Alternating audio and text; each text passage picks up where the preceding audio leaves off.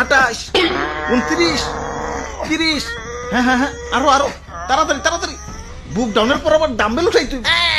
হালাই আমগো এই গরমের ভিতরে জিম করাইতাছে, পুষ্টিকর খাবার দেওয়ার নাম নাই, প্রোটিন পাউডার খাওয়াইয়া কি কষ্টটাই না করাইতাছে।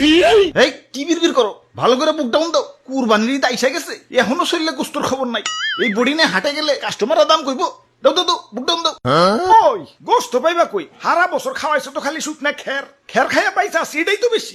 ঘাসের খবর নাই, ভুসির খবর নাই। ঠিক কইছেন ভাই, শুকনা খের খাইয়া আমার তো কষা হইয়া গেছে। আমারে কি তোমরা বলদ খামারি পাইছো যে সারা বছর ঘাস ভুসি খাওয়ায় নিজের পকেট ফাঁকা করবো, আবার বিক্রি করবার যেও কুইতা লাভ করবো? আমি না মানব সেবা না গরু সেবা করতে আহি নাই, লাভ করতে আইছি। না বেশি সময় নাই, এই যে নাও সারা বছর ঘাস ভুসির পাওয়ার, একবারে নাও। চিরে মশাই কামড় দিছে রে, বড় মশা। ভাই এটা মশা না, এটা হলো গরু মোটা বানানোর ইনজেকশন।